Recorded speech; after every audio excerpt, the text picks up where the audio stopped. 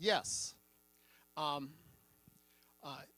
but I don't want to presume on your welcome because I understand that many of you have been here for a very long time, have very deep connections with this church and with one another.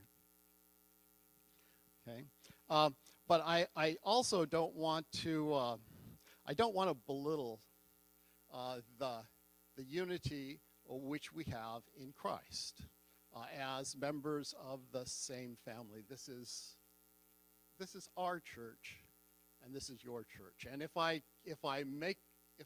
mix those two up along the way, don't worry about it. The second thing I want to say is that, well, let me continue on that for just a second. When about 2 weeks ago, Pastor Ted took Nancy and I out for lunch. And he asked us our impression of this congregation. And the word that Nancy came up with was reverence. And the word that I came up with was respect. We sense reverence for God, that this congregation loves God. We sense respect that this congregation loves one another. And that is part of what draws us here. The second thing, it is the danger of being a preacher that when we preach, we bare our souls. That's part of the nature of preaching. When we talk to people we love about God who we love, we can't help but expose what is deep within us. As a preacher, I'm aware of that in other preachers. And we went to some other church before here, heard a couple other preachers. But when we came here, what I saw, what I see in Pastor Ted is, well, number one, a very beautiful soul. But what I see is a great desire to love God and to love others, and to help other people love God and love others. And I see a very real connection between what he says and what he does. And the connection with this church's mission, to love God and to love others.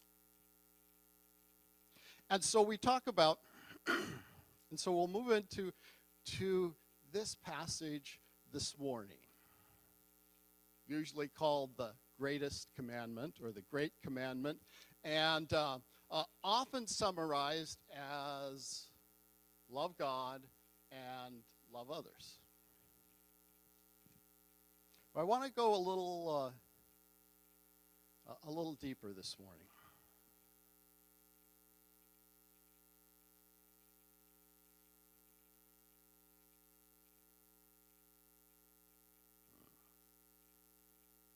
Here's the story. It's a story of a scribe who asked Jesus a very important question: what is the great commandment?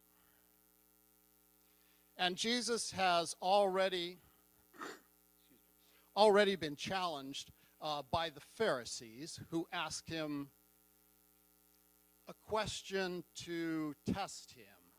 Who should we pay taxes to? And they didn't really want to know the answer. What they wanted to do was catch him, because they knew they were right and he was wrong.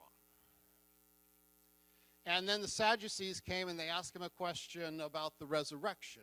And they asked him that question in order to test him. because they knew what was right and they knew he was wrong and they wanted to catch him in that. But then you get this scribe, and the scribe asks him a real question. And what I want to do this morning is I want to look at this passage from the perspective of the scribe. I want you, if you can, to put yourself in the position of this scribe who asked Jesus a question. And I hope that that you come with this question. What is the greatest commandment? How is it that I should be living my life? That you bring that question to Jesus. And we notice that first he asks the question, and then Jesus answers, and we're all pretty much familiar with his answer. And then the scribe responds. What has happened with what happens in the mind of the scribe, you can almost see it going on. He takes what he knows about the law, what he knows about life, and he uses that to interpret what Jesus has said to him. He takes what Jesus says and he makes it his own. He brings it into his own understanding. And then he uses that to look at the rest of what he believes and how he should live. So here's how it goes. Jesus says, "Hear, O Israel, the Lord our God, the Lord is one, and you shall love the Lord your God with all your heart and with all your soul and with all your mind and with all your strength. The second is this, you shall love your neighbor as yourself. There is no other commandment greater than these."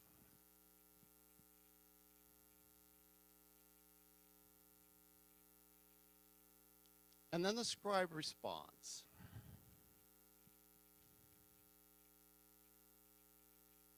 "You are right, teacher.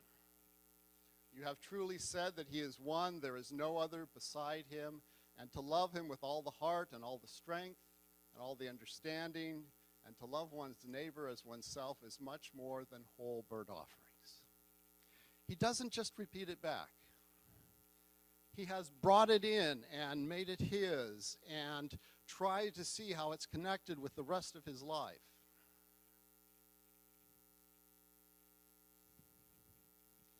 Now, the question I have of you is, what is there in Jesus' answer, and what is there in the scribe's response that isn't in our normal summary of this command? Love God and love one another. What else is there?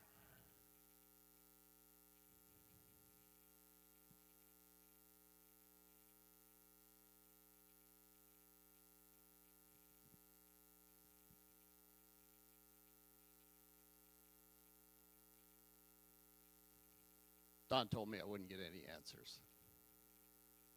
Excuse me? Yes, he brings an offering and sacrifices from his, that's him working with it, okay?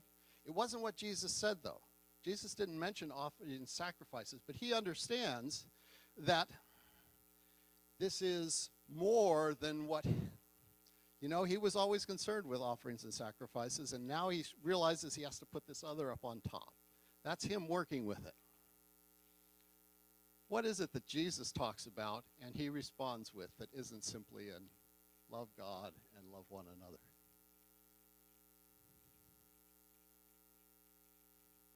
Yes, Sherry.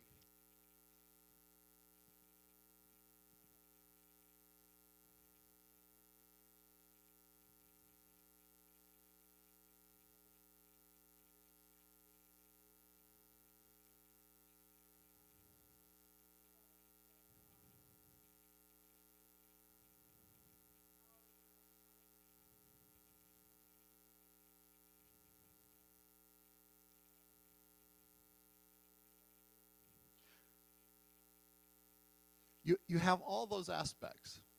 And if you look at it really carefully, Jesus says, love the Lord your God with all your heart and soul and mind and strength. And what the scribe comes back with is with all the heart and understanding and strength. Okay? It's a little bit different. He's brought it into his understanding. And actually what he has done is he's quoting more closely the scripture than Jesus did. Jesus added in mind, which wasn't there in the original, if you remember. Okay? But yes, absolutely. That whole thing is there. What else?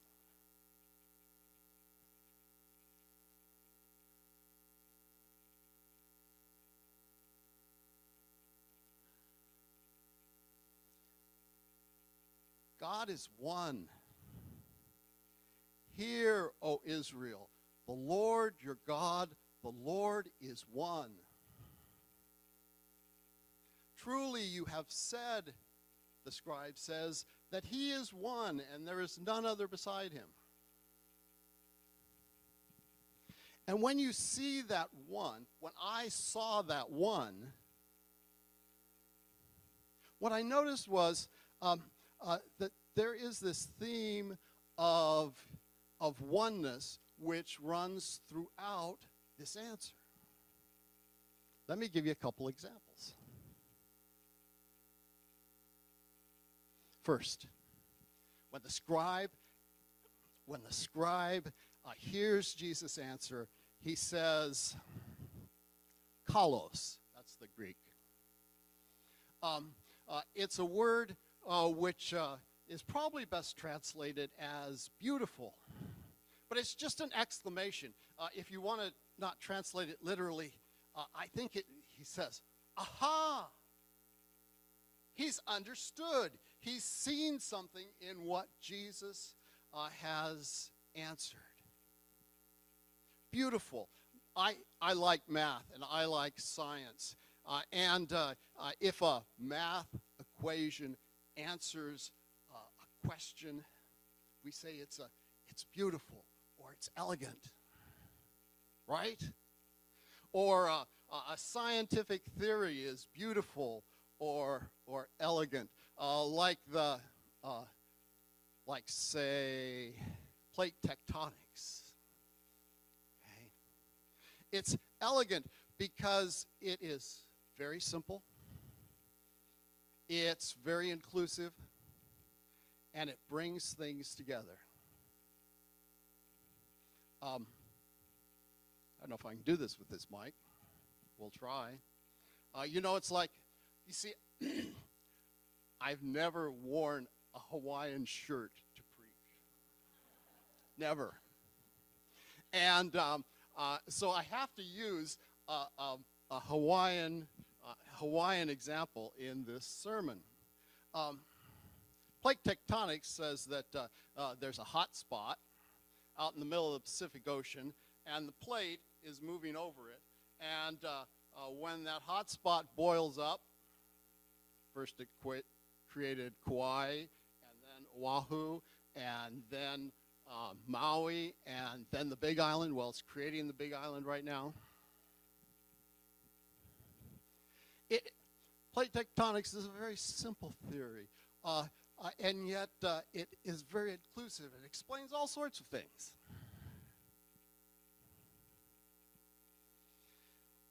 Jesus' answer is very simple, but it's also very inclusive, and it unifies things. Yes, he says there are two commandments. Love the Lord your God and love your neighbor. But he also says, and it gets lost in the translation, these are the same commandment. It's really one commandment. And Pastor Ted's preaching on 1 John.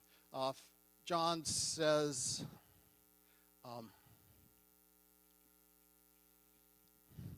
If you say you love God but don't love your brother, you're a liar, right? It's one commandment.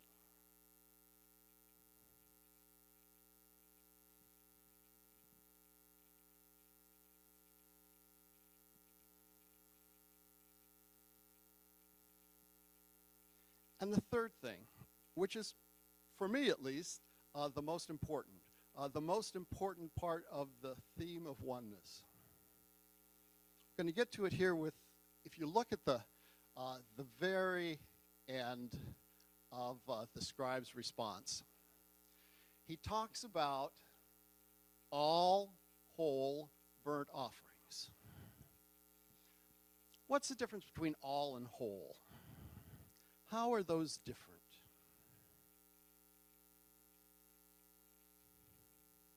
Well, for one, I'm not going to ask you. I'm going to answer this. I'm not going to make you answer it. For one, all is has to do more with quantity, and whole has to do more with quality.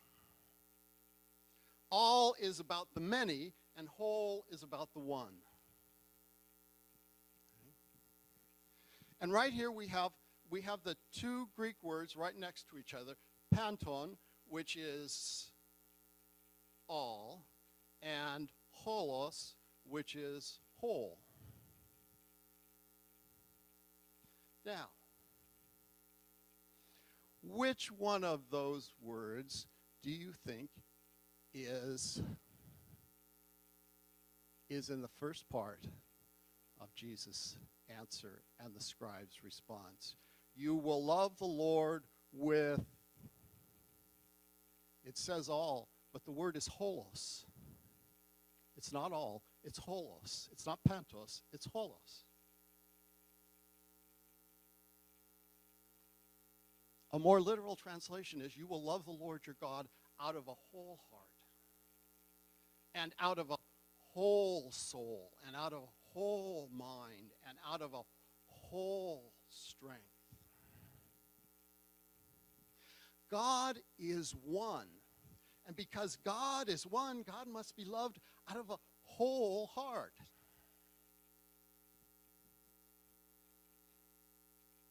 One of my favorite quotes is from Meister Eckhart. And he says this. He says, you're seeking something along with God. You are acting just as if you were to make a candle out of God in order to look for something with it. Once one finds the things one is looking for, one throws the candle away. Once I said, and it is true, if someone were to have the whole world and God, he would not have more than if he had God alone.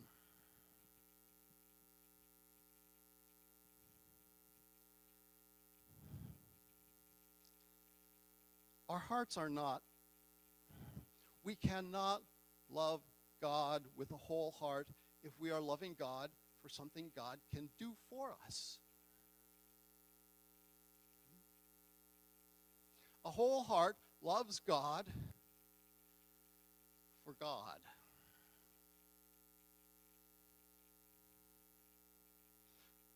Think about someone you love dearly. Do you love them because of what they can do for you?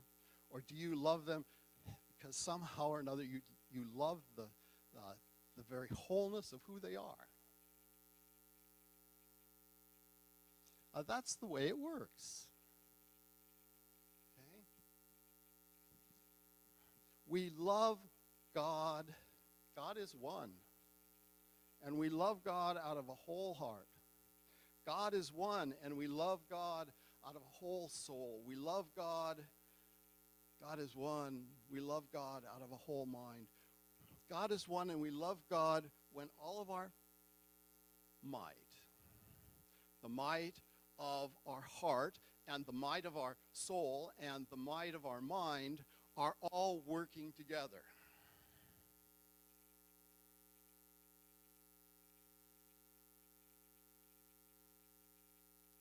Here's what I want you to do.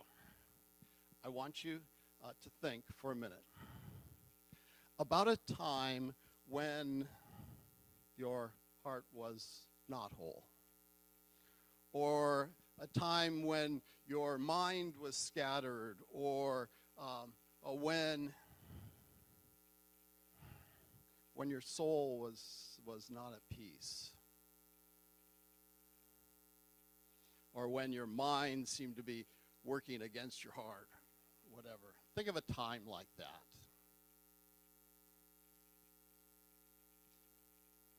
When I think of a time like that, it's not a time when I'm feeling close to God.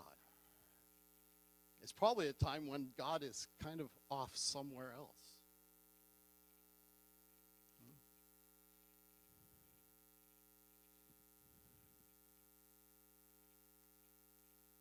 But when my heart feels whole, I do feel close to God. I do think of you, my God. When my soul is at peace, not warring somehow or another, yes, that is when I feel close to God. That is when I think of God. When my mind seems especially clear, God seems to be there. When all of those aspects that Sherry was talking about, when all of those aspects seem to be working together, then I feel close to God. Now go back to that time. Go back to that time that you had just thought of when you weren't feeling whole. Were you a very loving person at that time? Did the people near you really want to be around you at that time?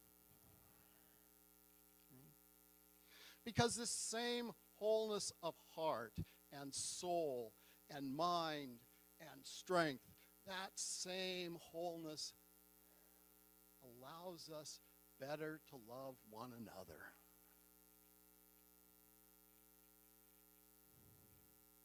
Is it kind of coming together?